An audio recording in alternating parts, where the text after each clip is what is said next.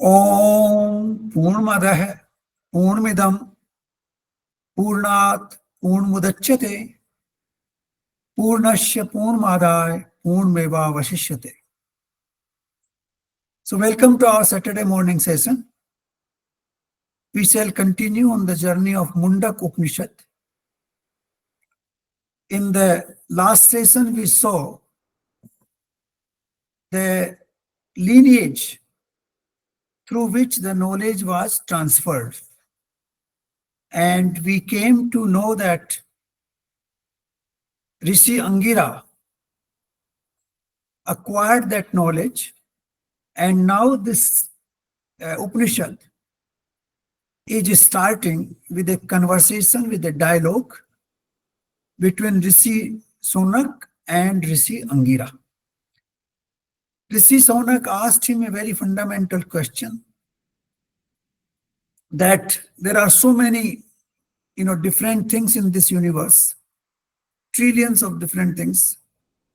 We cannot understand them one by one. So is there anything, one single thing which we understand and by which everything else is known? So that was the question. And this question is one of the fundamental questions in Upanishads, that knowing one single thing through which everything else is known is what we call the foundation of Upanishadic knowledge. How this multiplicity in the world can be understood by understanding one single fact, one single truth, which can make us understand everything else.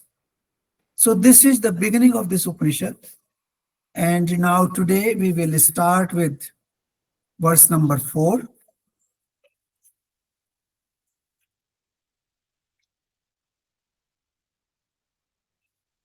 तस्मै स होवाच. तो सोनक मुनि से ये विख्यात महर्षि अंगिरा बोले. So Angira Rishi is now answering to the question of Sonak Rishi. Both were Rishis, but Angira was obviously Brahma Rishi. He had acquired knowledge directly through the lineage, linking him to Brahma. Then he says, ब्रह्म को जानने वाले इस प्रकार निश्चय पूर्वक कहते आए हैं कि दो विद्याएं हैं जिनको जानना चाहिए, एक परा और दूसरी अपरा. Now he says, ब्रह्म को जानने वाले ऋषि ऐसा कहते आए हैं. Now he is quoting those saints, those rishis, those wise people who had acquired direct knowledge of the Brahman. And he says that these kind of people have been constantly telling that there are two variations of the knowledge. One is aparavidya and another is paravidya. Now these words para and apara have appeared in many spiritual writings of India. Para basically means param, that beyond that there is nothing else to be known. That is what you call culmination of knowledge. That is paravidya. Aparavidya is the knowledge of this world where we live in, where all this multiplicity exists, and we try to understand that world. So these are the two varieties of knowledge. That is what Angira Rishi said. In fact, this knowledge has been referred as Vidya and Avidya in some other Upanishads and in other different ways, but basically we can understand that Paravidya is the ultimate truth, the ultimate climax of knowledge. There is nothing beyond that. Where we reach the Param, we reach the Supreme. And apara is like a foundation. This is the knowledge which enables us to live in this world, in this day-to-day world of Maya. So now Angira Rishi will go into details of what these two Vidyas are.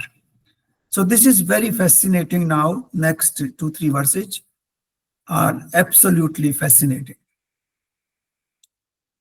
Now, Angira Rishi says that what is Apara Vidya? First he says what is Apara.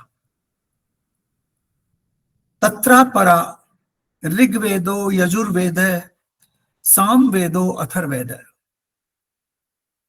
That Apara Vidya में चारों वेद ऋग्वेद यजुर्वेद सामवेद और अथर्वेद ये चारों अपरा विद्या हैं.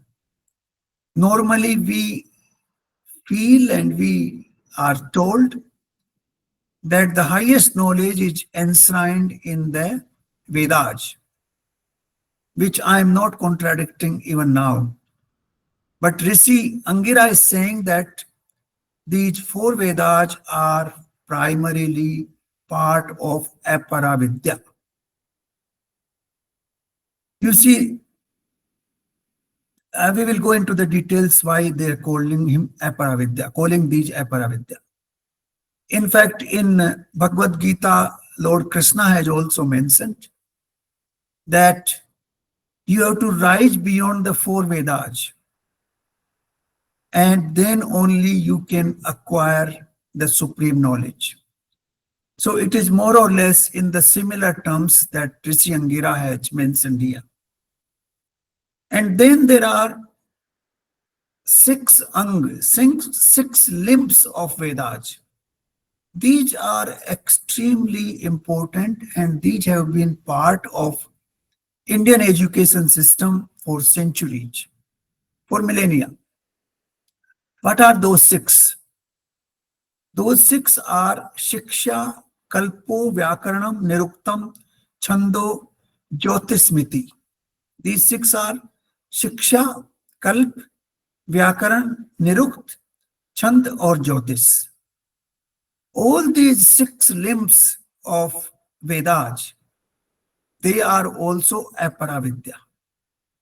Now let us understand these one by one. Rig Ved is basically understood as the most important of the four Vedas. It has Brahmanas, it has mantras, it has Aranakyas, and it has certain Upanishads. Then Yajurved is in the form of prose, and they are called either Yaju or mantras. Then Samved is those mantras which have been put into musical format. So that is why it is called Samved. And Atharved is a mix of things where there is Ayurveda, there is, what you call architectural knowledge, the knowledge of the world, there is knowledge of all kinds of herbs, all kinds of, overcoming the diseases. So Atharved is a mix of various things. Also a lot of traditions. Yajurved is the one which is normally used for yagyas. There are a lot of mantras, lots of yajus there, which are required to perform, like, for example, Vedic wedding ceremony or housewarming ceremony. So there are mantras in Yajurved which are used. So Vedas, we have, gone over the fundamentals of the Vedas in one of our earlier sessions. Now the question arises that even the Upanishad, the very Upanishad we are talking about, Mundaka Upanishad, is also part of the Vedas. So if that is also a Paravidya, what is Paravidya? Even the Upanishads have been called as Aparavidya. But before we go into that, let's also understand the six limbs of Vedas. They are called Vedangas. Ved ke ang, Ved ang. Shiksha. Now, Shiksha is not what we understand. It is not education. In this sense, the Shiksha is basically the pronunciation, how to pronounce a word. But the two things, intonation and pronunciation. A correct pronunciation in ancient India, tremendous emphasis has been given on the correctness of language. Because through the language you transfer knowledge. And if it is not transferred correctly, then obviously over the time of period, over a period of time, the knowledge become corrupt. It will not be pure knowledge. And that is why Sanskrit language has been devised to transfer or to transmit this knowledge. This is the most precise language in the world you can imagine. Sanskrit language, for example, they call dhatu. Dhatu is a root of a word, like pat dhatu. Pat means to read. Now, pat dhatu has 10 tenses, and every tense has, they call it first person, second person, and the third person. And then they called it singular, double, and plural. So this kind of division gives 9 forms of one single root in one tense. So 10 tenses, it means 90 forms. Now pat dhatu will have 90 forms. Gach means to go. Gach dhatu will have 90 forms. No language in the world has that kind of precise, I would say, format of expressing yourself. And this is one of the reasons these 6 Vedangas are very important. The importance of Shiksha is how to do your intonation and how to pronounce a word or a sentence. For example, I say, Roko mat jane do. That has a different meaning. And if I say, Roko mat jane do. Now, these are totally opposite sentences. Roko mat, don't stop, let him go. And if I say, Roko mat jane do, that is, stop him, don't allow him to go. Now, this is the kind of knowledge which is expressed through Shiksha. So one has to understand Shiksha properly to understand the Vedic knowledge. Vedic knowledge can be understood properly only when we acquire this knowledge of pronunciation and intonation. So that is Shiksha. Now, Kalp. Kalp is basically how to perform Vedic rituals. So in some ways, it is associated with Yajurveda, that they prescribe certain methods, and those methods are translated into actual ceremony when Vedic rituals are performed. So that is Kalp, and there are very precise details of all the ceremonies, and the Kalp is one of the important limbs of Vedas in translating those mantras. Then Vyakaran is basically, we know, grammar, that how to do the, structure of sentences. Now in Sanskrit, apart from 10 tenses and anything, even the noun have 24 different variations. For example, the name of Dinesh. Now Dinesh will have 24 different variations in various ways, and that is the variation which is part of the Sanskrit grammar. And it is extremely important to express the correct expression when you are structuring a sentence. So that is Vyakaran. Then Nirukt. Nirukta is the science of words, etymology, how the words are formed. Like we say akar, then we say prakar, then for example we say pravesh and we say nivesh. So there are various what we call upsarg and upsargs which are added before and after the words to make new words. And that is the science of Nirukt. This science also exists in some other languages like English. Like we add non in English before that, non-performing asset. So the new word is formed because of that. So there are a large number of what we call upsargs and upsargs which are added either before the word or after. That is part of the science of Nirukt. Chand is basically what we call meter in English. So chand is that expression, how you express a particular, mantra of Vedas. And Jyotish is the science of all the, the planets in the solar system and how you interpret those locations of planets in impacting the human life. So that is Jyotish. It is also related in a way, it is astronomy and astrology both put together.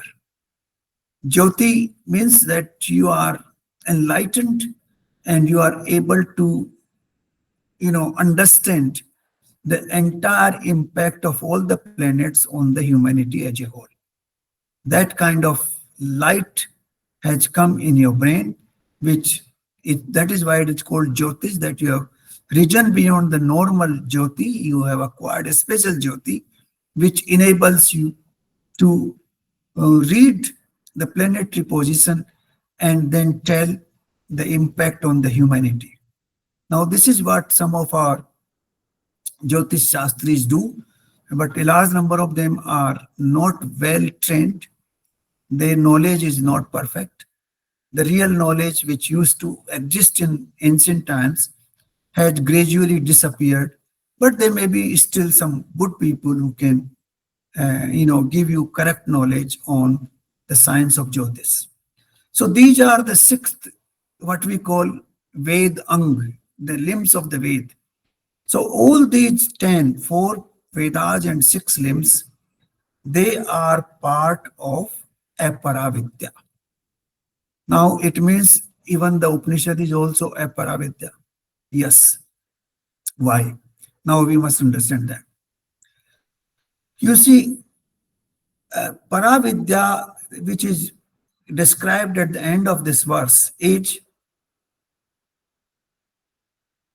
परम अक्षर को तत्व से जानना पराविद्या है. अविनाशी परम ब्रह्म परम अक्षर को तत्व से जाना जाए, वो पराविद्या है. So all these 10, the Ved and Vedang, they provide us the knowledge. They provide us the foundation which leads us to understand the Param Akshar, the Brahma, the Parmeshwar in its real form. So till we reach that point, this knowledge is apara. We know a lot of Pandits who are very well versed in Vedic science, Vedic rituals, who understand Vedangas very well. Their pronunciation is perfect. Some of the things they know by heart. They can recite the entire Gita.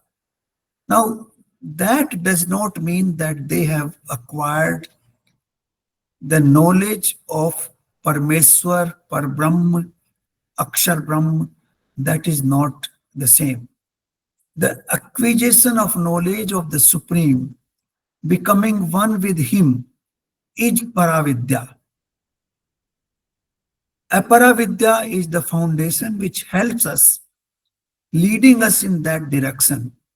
But mere knowledge, mere reciting of verses, mere reading of scriptures, merely understanding the meaning of Upanishads does not convert into Paravidya until and unless we become one with the Supreme.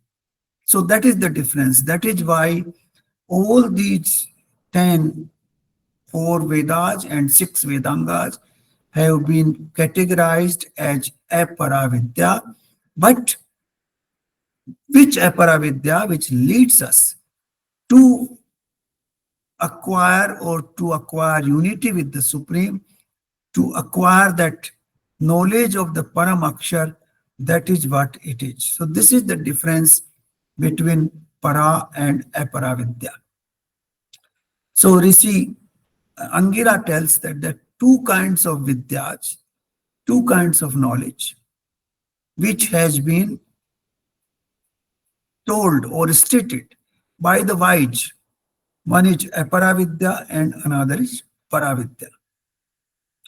Now, I would like to even distinguish vidya becomes gyan only when it is gay. Vidya becomes gyan when you internalize that knowledge. So vidya is different and gyan is different. Gyan is internalized vidya. And therefore, para is not really vidya. Para is gyan. Apara is vidya, where the knowledge is acquired, where you read the scriptures, where you read the Shruti, the sentences, the words left behind by the wise. But when you internalize that knowledge, that becomes para and that becomes gyan, because it becomes gay inside one's own self. So this is what this mantra number 5 says. Now,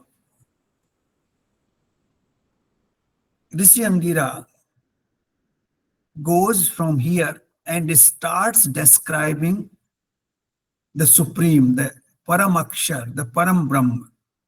He goes into the description. Now, this is a contradiction. This is what we call dichotomy. This is what we call, a sort of, there's another word for that in English, that the things which cannot be described we are trying to describe them. And that is what will come here. So it looks somewhat contradictory, but this is the way one has to understand, because language has its own limitations. And because of those limitations, we try to describe the things which are indescribable. So now, mantra number 6. Mantra number 6 is the description of the Supreme. And the same mantra will tell that he is beyond description. So this is what the contradiction is, the dichotomy is. But this is the only way we can transfer knowledge. Tat yat adrashyam.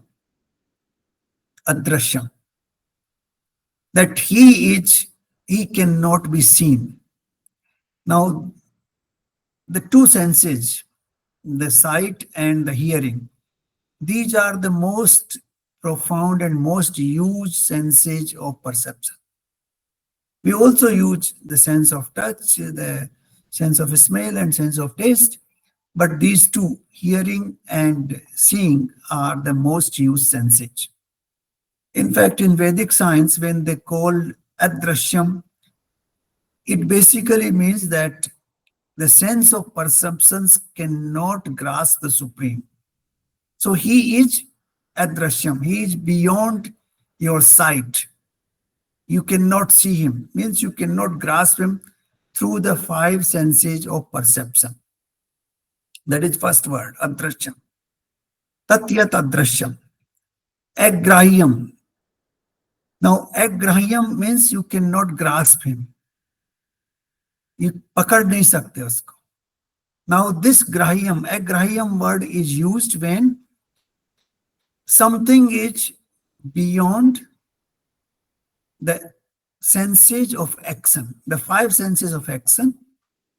they cannot grasp something that is called agrahyam.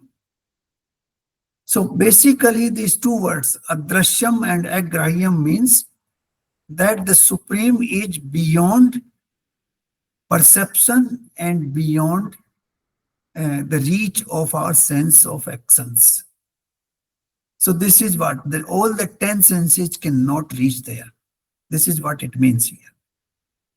Agotram. Next word is agotram. Agotram means, like we have our ancestry, that so and so was my father, so and so was my grandfather, so and so was his father and his grandfather, and we continue backwards. So we trace our origin somewhere. And some people, this is called gotra.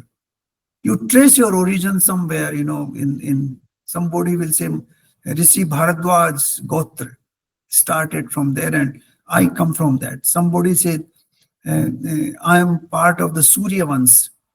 So you trace your origin somewhere. But the Supreme is Agotram. He does not have any origin, because he is the source of all origins. That will come later on. So he has no origin at all. You cannot trace his origin. That is what Lord Krishna said also in the beginning, that even the Devatas and Maharshis cannot understand him, because he came even before them. So he is Agotram, means nobody can trace his origin. He is Anadi. Avarnam. Now, Avarnam means you cannot describe him. We are still trying to describe him, but the fact is that you cannot describe him, because he has no qualities. He has no form.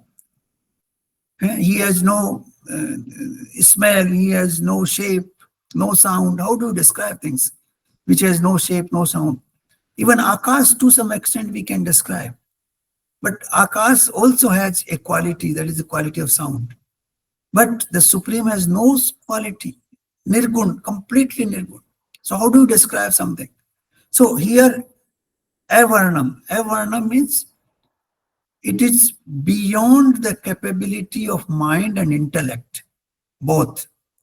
You can describe something with your mind and intellect when you understand that. You may not understand certain things with your sense organs, but then you understand with your intellect, in your mind. Like Akash, we try to understand in some way in our mind with our intellect. But avarna means that Supreme is beyond the reach of your mind and your intellect. So all the 10 senses have been ruled out. All the other faculties, that is mind and intellect, has been ruled out. Then he has no origin, there's no root, no place where you can trace his origin, is Anadi. And then he says, Achakshu Srotam, that he has no senses. So Achakshu Srotam means that he has no senses at all, without senses. Senses of perception. Both the senses here are referring to the senses of perception. And then Apanipadam. Apanipadam means reference to the senses of action, that he has no senses of action either. Haath pair bhi nahi hai, or bhi all other senses of action are not there. So he is adrashyam, agrahyam, agotram, avarnam, achakshu, asrotam, apanipadam. All these are negative expressions, that he is not this, not this, not this, not this. Neti, neti. Then what is he? What is he or she? Whatever. Tat, it's actually the word is used, tat. So it is neither he nor she, it is tat. So what is that tat? So now it comes to the positives here. Tat, yat, jo nityam. Nityam means he is eternal, all the time in existence, all the time. Nityam. There is no beginning, no end. Nityam. Vibhum. Vibhum means existing in every form, existing in every shape and every form, everywhere. So he is existing everywhere. That is the positive side. Every form we see, it is because of his presence there that the form exists. Sarvagatam. Sarvagatam means he is everywhere.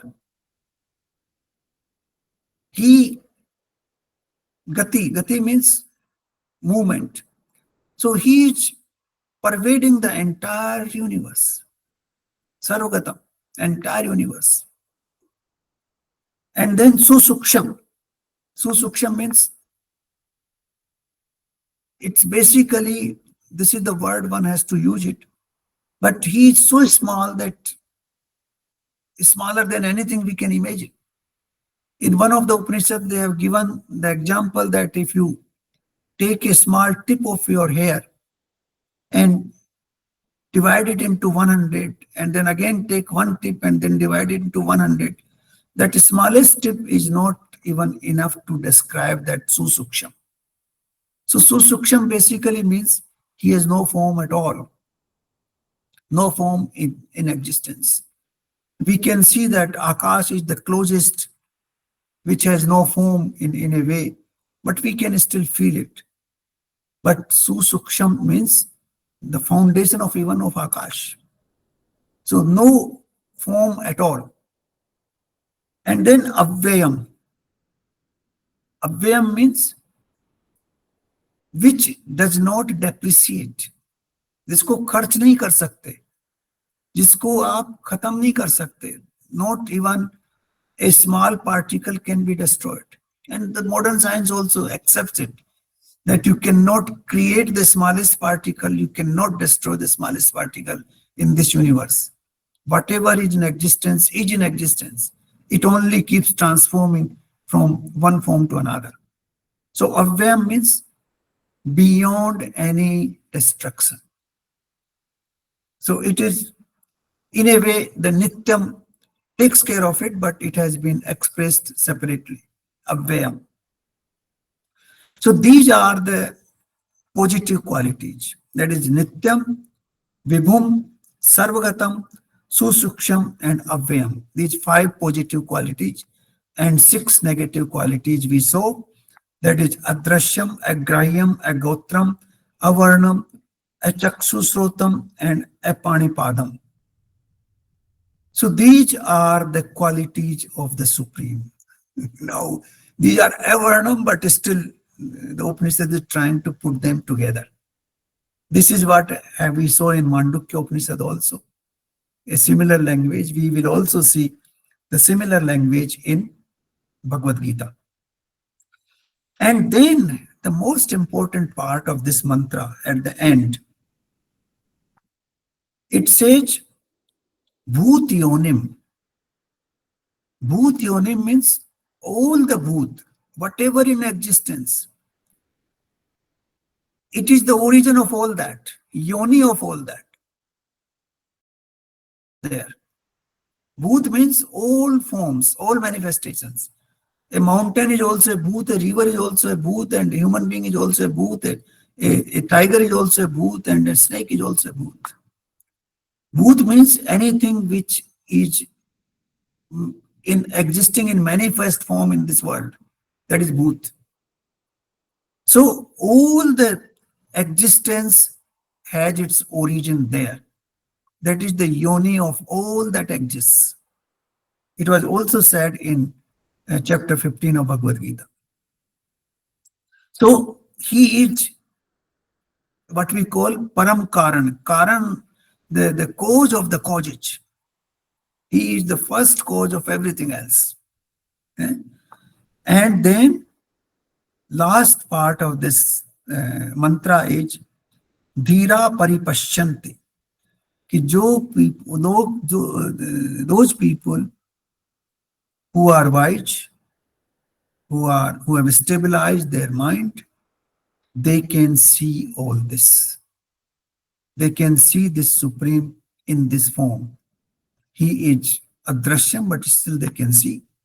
Agrahyam, still they can understand. Agotram, avarnam, achakshu srotam, apanipadam, nityam, vibhum, sarvagatam, susuksham, avyayam, bhutyonim. So this is the description of the Supreme. This is what Rishi Angira told to Sonak Rishi, that there are two varieties of knowledge. One knowledge is called apara, which is all the four Vedas and six Vedangas. And the second part of the knowledge is to understand the Akshar Brahm. And then he described the Akshar Brahm in verse number 6. He has given 6 negative expressions and 5 positive expressions.